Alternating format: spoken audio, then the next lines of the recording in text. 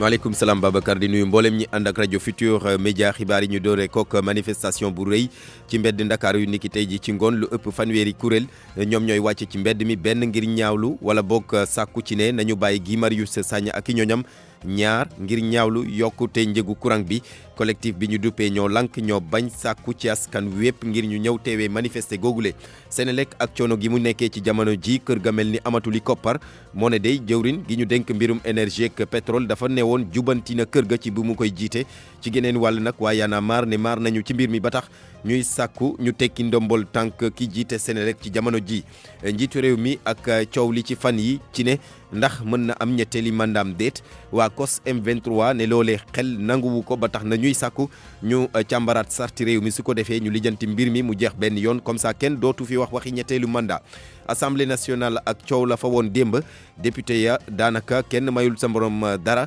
diggante ku jégeek ñi fare ci nguur gi la ko waral nag di li ñu woote budget ministère gi ñu saytu gafa réew mi sans débat tàggat yaram des na ci ànd ak Cheikh Tidiane Diagne xibaari àdday Ndate Diop li ci yéene kaay yeeg Mamadou Mouhamed Ndiaye ñu ngi leen di nuyu mbokk yi rafetlu seen ànd ak rajo Futur Média Abdou Thiam moo fare ci machine yi doore kook manifester gu rëy gi nga xamante ni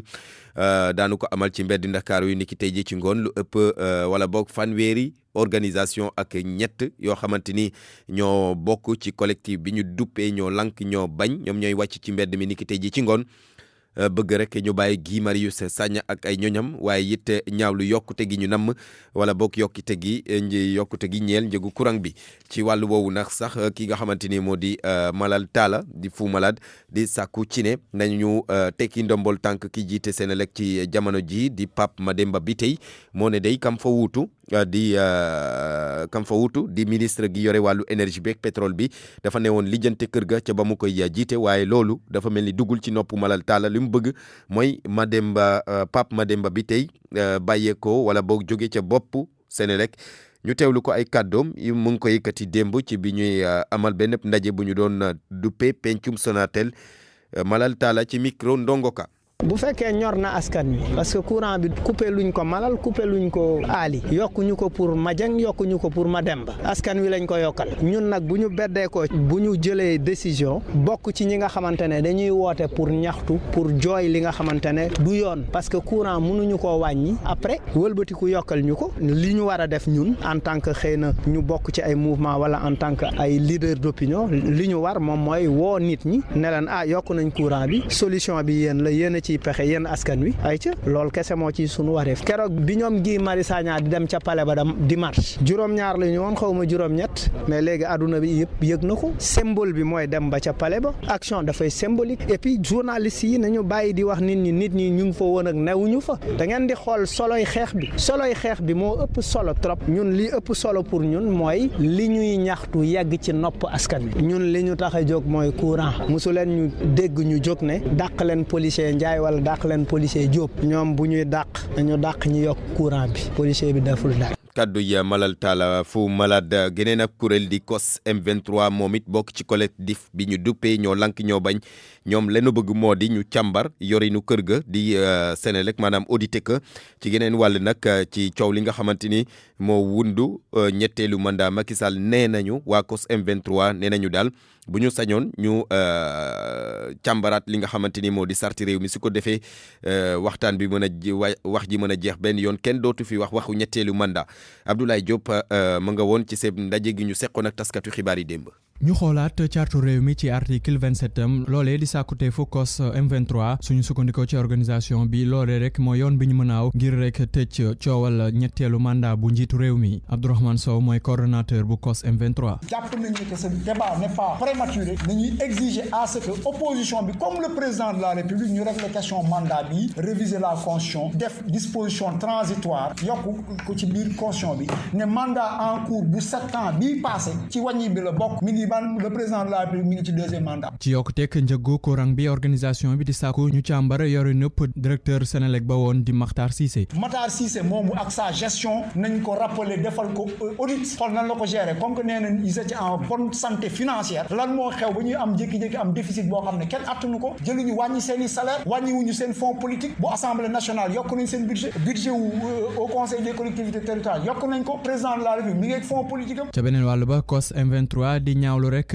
ñàkk tëddee njaaxaanaayu yoon ñeel wàllum teg loxo Guy Marius Sagna ak i ñooñam. une justice à deux mesures gis ngeen fi yéen ñëpp ay militants Aliou Sall xaaju guddi dem yëngal giri pale yi ba muy waaj a daanu préfet yëgul tàgguwuñ ko joxuñu ko ci respecté wuñu ko dara fekk ñu leen ci gis nañ fi ay militants wu mouvance présidentielle dugg biir pale di fa xeex ñooñu ñoo amul respect ci askan wi te dara fekku leen ci. COS M23 nag di woote ab mbooloo ngir doxub ñaxtu bi ñu amal aljuma gi. Abdoulaye Diop docteur Babacar Diop bokk na ci ñi ñu jàppandool ak Guy Marius Sagna ñaareelu ay bés ñu ngi ci kaso bi ci jamono ji ay ñoñam nag di ay professeur ne mbir mi metti na leen lool ndaxte jàpp gi ñu jàpp docteur Babacar Diop teguñu ko fenn fudul ci yaama neex loolaa tax ñuy sàkku ci ne nañ ko bàyyi ak moom ak ñeneen ñi nekk ci kaso bi ni mu gën a gaawee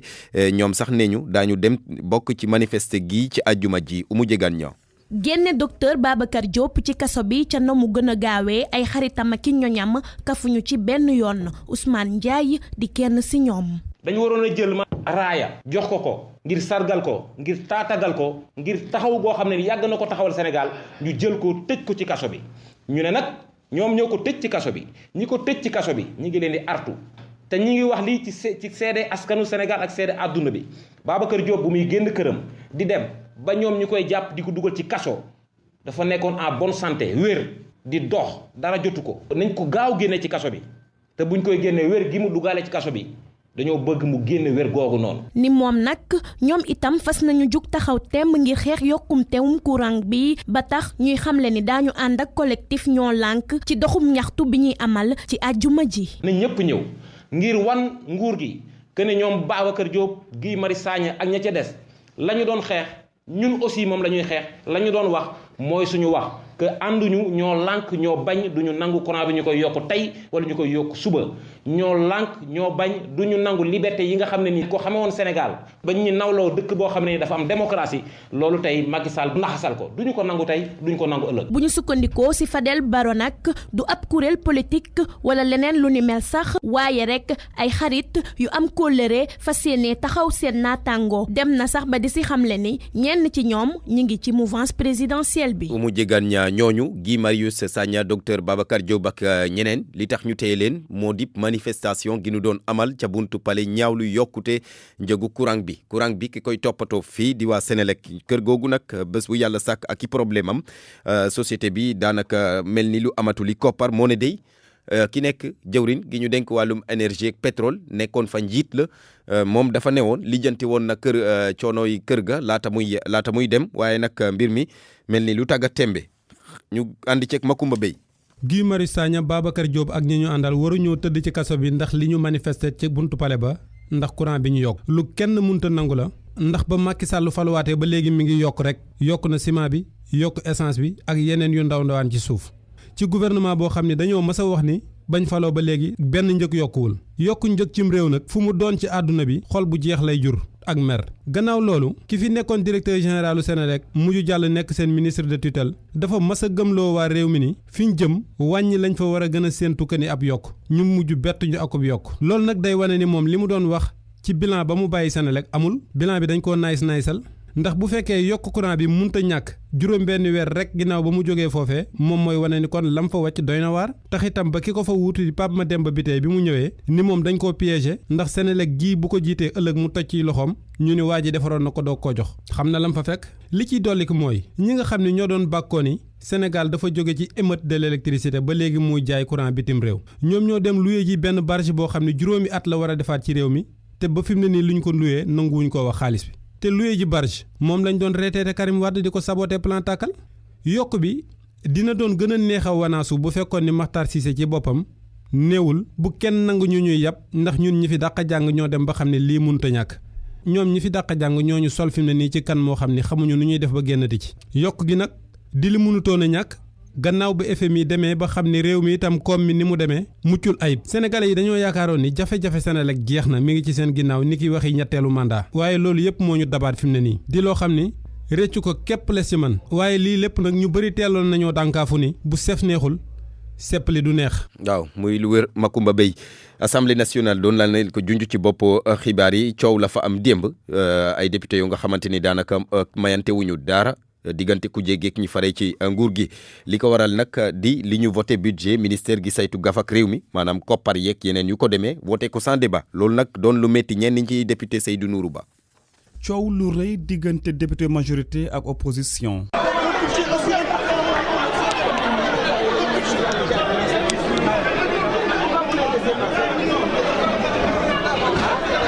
li ko waral mooy dañoo voté te sax débat amul budget ministère bu finance gannaaw sax proposition bi nga xam ne député di Njaañ Diop mi ko amal ñu nangu ko gannaaw ab vote loolu nag Déthié Fall jàpp ne lu garaaw a garaaw la. nan la ñuy mën a ci Sénégal bi ak fi mu tollu tey nga xam ne ñoom ci seen bopp ñoo ñuy jàngal ni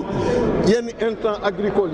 yi paysans yi taxaw di ko xaar land di ko xaar nit ñoom seen biir ñoo ngi koy séddoo yeggul ci ñoom ci contexte yooyu ñu war a ñëw wax doléance population yi ñu ne un vote sans débat alors que tey jii nii nit ñëpp xam na ni y a un manque de patriotisme économique national. keneen di Seydou Diouf gis ne débat mënoon naa am ngir sax delloo njukkal kii di Abdoulaye Daouda Diallo waaye tamit mu wax ñu ay projet am ci wàllu koppar fan la ko jaarale. Et je suis désolé parce que nous avions discuté avec l'opposition. L'opposition a suivi la proposition de la majorité. On aurait pu s'accorder autour de cela.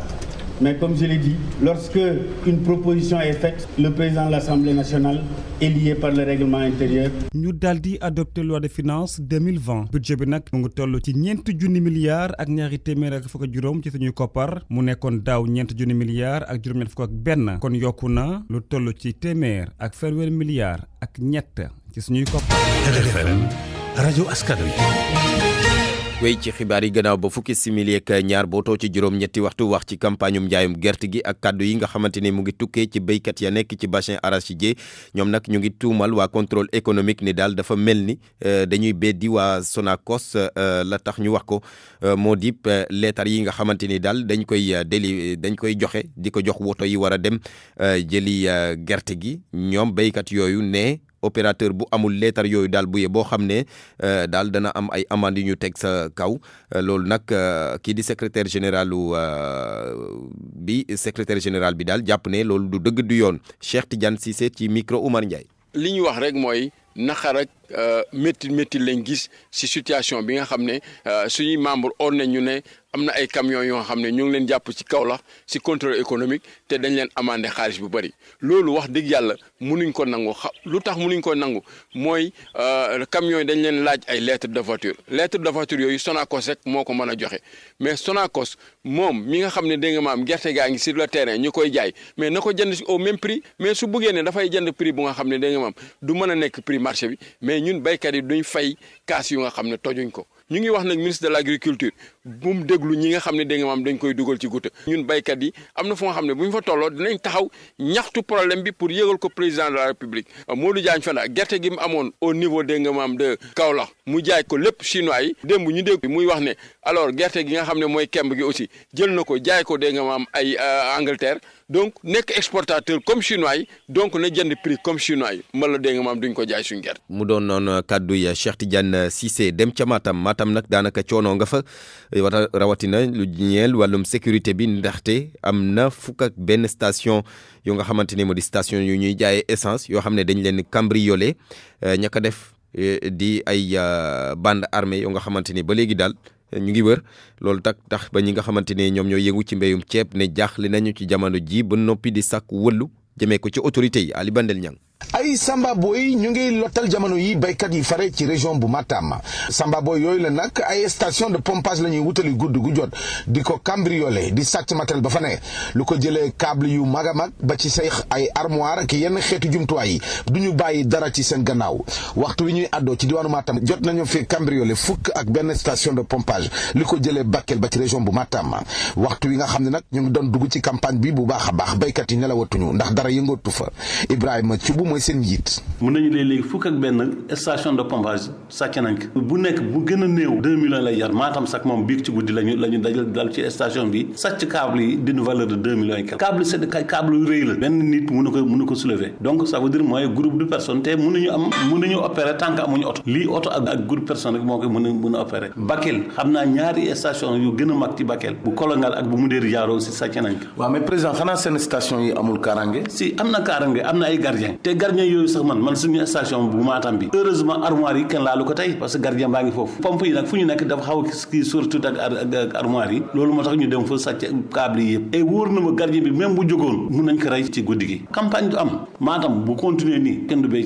ci waxtu bi nga xam ni nërmel bi nga xam ne niveau d'eau fleuve Sénégal bi nërmel na ko ba mu indi njaaxle càcc gu bëri gi ñu nemmeeku ci station de pompage gi doon na li nga xamante ni buñ ci teelul jóg dina nax saayal mboolem jéego yi nga xam ne nguur gi jot na ko fee def di ay milliards yi ñu fi dugg aménager ay terre ba réaliser ci ay station de pompage mu nekkoon seen naataango Ali Bandel ñaa fii ci doonu Matam pour RFM. justice dogal yi muy jël daanaka jëfee ko dafay faral di andi ay gàllankoor ak it mbirum casier judiciaire yi loolu nag daanaka tey ñu lijjanti ko ndax am na système bu bees boo nga xamante ne ñu ngi koy doxal ci jamono ji rawatina ci tribunal bu grande instance bu Thiès am na benn chaîne pénale boo xamante ne lancé nañu ko ni ki démb foofu la ca Kees ci teewaayu àttekat yeeg procureur yeeg greffier yaak avocat ya Cheikh Anta Diop. Université bu Thiès dajale tey ji ñi nga xam ne yëngu ci wàllum faj di ay médecins ay professeurs lu mat. du élément bu baax bi Cheikh Anta Diop war ñoo wax ci chaîne bi nga xamante ni ñu ngi koy duppee chaîne pénale te ñu lancé ko démb la ko tax a jóg nag moo di lijjante yenn décision de justice yi nga xamante ni daal jëfee ko dafay faral di yéex wala boo ko joxe gi ñeel casier judiciaire yi démb lañu ko lancé ci teewaayu àttekat yeeg procureur yeeg greffier yaak avocat ya Cheikh Anta Diop ci leeral. Université bu Thiès dajale tey ji ñi nga xam ne yëngu ci wàllu. ñuy jéggalu Cheikh Anta Diop ci élément boobule Abdou Thiam ñu tàbbi ci tàggat yaram Cheikh Tidiane Diagne ñu ngi lay nuyu. maa ngi lay fay Barthélémy Ngom. Diagne looy tàmbale. wàllum nawetaan ci Tëngéej ak jafe-jafe yi nga xam te daal nemmeeku nañ ko fa gannaaw boobu préfet bi jëlee dogal ñu daal di aj mbir yi ba jëmi jamono la waral dogal googu la nag ci fàttali moo di préfet bi daal moo di violence yi nga xam te daal nemmeeku woon nañ ko foofu la ca diwaanu Tëngéej préfet bi daal di jël dogal gu ni mel gannaaw bu ñu toogee ab diir nag ba tey ji ci yàbbiwu ci ñi nga xam te daal ñoo di président zone de Rufisque yi daal di génn kon bokk wone li nga xam te daal moo di seen métit jamono gi bëgg nag la mu gaaw préfet bi daal di kon bokk jëlaat geneen dogal xaatim ngir ñu daal di dooraat yi nga xam te ne moo di nawetaan yi foofu la ko mooy nag ñoom lu ñu bëgg moo di préfet bi daal di kon bokk jóge foofu la ca diwaanu Tëngéej dañu si déglu kenn ci ñoom bokk ci kuréel googu nga xam te ne moom moo ngànk lii di président zone yi foofu di Idrissa Sow ñu gën ko xam ci turu Iba ñu déglu ko ci micro Abdou Diouf Diagne. dañuy wax préfet bi arrêté bii nga xamante ni génne na ko pour ñu arrêté nawetaan yi mu dindi ko ba mu set wicc parce que ASC dañoo bëgg a continuer seeni compétition te dindi bi nag aussi tamit dañ koy wax dans les meilleurs délais beneen bi nga xamante ni loolu la ñuy wax aussi tamit muy sécurité bi nga xamante ni moom mooy stade Ngalandou Diouf bu mu yem ci biir stade bi nay génn ba nga xamante ni mooy nekk ci quartier riverain yi nga xamante ni ñoom ñoo wër stade bi ñu sécuriser leen beneen bi nga xamante ni aussi tamit wax nañ ko mooy ñi nga xamante ni ñooy politique publique yi nekk ci Sénégal ñu fexe jàppale ndaw yi nga xamante ni ñoom ñoo nekk Tëngéej parce que dañoo jàpp ne dañ leen seetaan lii nga xamante ni aussi tamit mooy terre bi bu amee stade coow terre bi bokk na ci ndax Tëngéej lépp tëju blocage dafa am ASC yi bu ñuy ñibbi ñoo bokk benn yoon ASC yi bu ñuy ñëw benn yoon la ñuy jaaree c'est lépp tëju ñuy wax aussi tamit lii nga xamante ni mooy deuxième tribune bi nga xamante ni maire bi sumb na ko dans les meilleurs délais nañu yeggali suñu tribune livré que ñi nga xamante ni ñoom ñooy sportif yi leneen li nga xamante ni ñu ngi koy ñaan ki nga xamante ni mooy njiitu réew mi di président Macky Sall kii nga xamante ni ñoom la fi teg muy le préfet du département ak le commissaire jàppan nañ ni li ñuy liggéeyal Tëngéej baaxul doyal nañ si ñoom sëkk. préfet bi nag gannaaw loolee RFM fexe na mu jokk ak moom ci mbir moomu la waaye yëf yi mujjut antu ñu daal di wax ci leneen di organisation Coupe d'Afrique des Nations atum 2025 Guinée moo ko fas yéene kon bokk organisé jamono gi sax ñu ngay jublu ci mbir mi waaye Sénégal moom nag bu fekkente ne ni mbirum co-organisation moom d'accord na ngi ànd ceeg waa Guinée waaye foog mu doon mbébét ñi nga xam ne ñoo di waa Guinée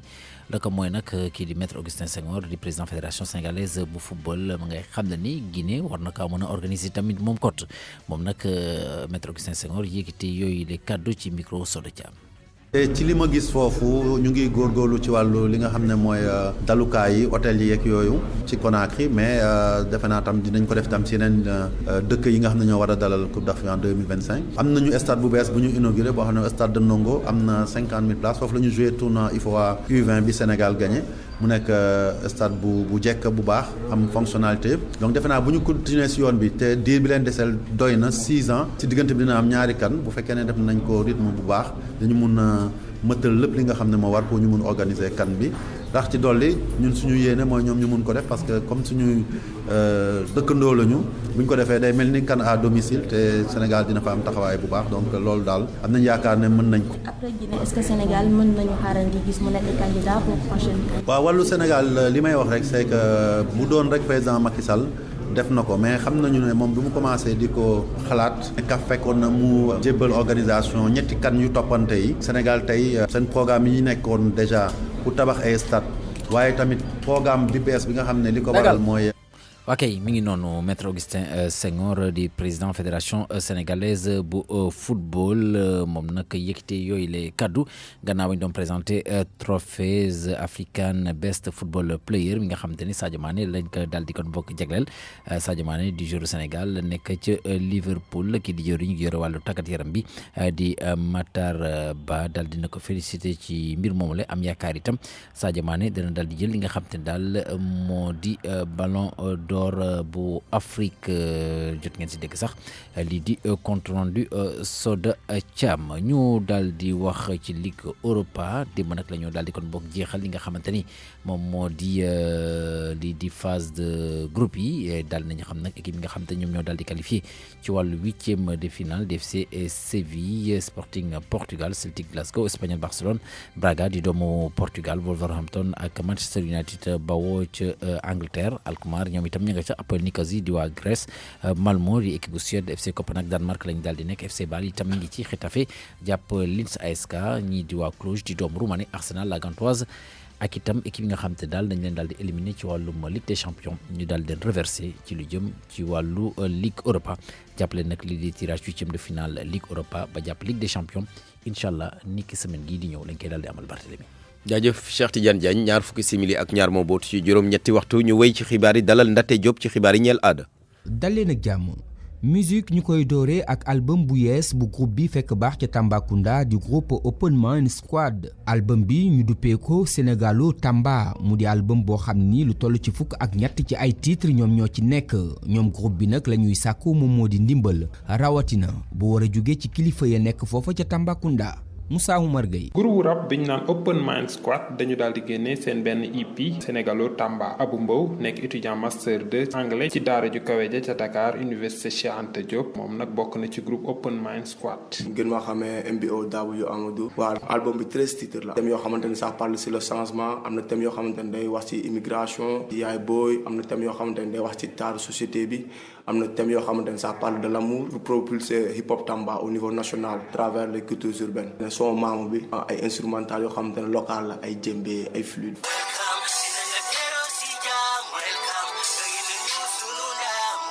donte woon ñenn ñi ngi Tamba ñeneen ñaa ngi Dakar teewul ñoom danañu fexe ba jaarale ko ci réseaux sociaux yi di amal seen ay textes ak seen ay instrumental yu ñuy liggéeyee ak lu jëm ci wàllu répétition yi. nous on est 5 souvent yenn saa bu ñu ñëwee vacances Tamba la ñuy daje. toog waxtaan ci thème yi parce que ak réseaux sociaux yi ak lépp léegi dara solo. ci Tambacounda ñi nga xam ne ñoo yëngu ci wàllum aada ak cosaan rawatina rappeurs yi bëgg nañu ñu toogal nguur ak ñi nga xam ne ñoo nekk ci mairie yi ak conseils départementaux yi gën leen a jàppale. ñàkkub jumtukaay ñàkkub koppar tax na concert 100% live bi ñu naroon amal ci weeru décembre bi dañ ko mujj dandal ba jëmmi jamono.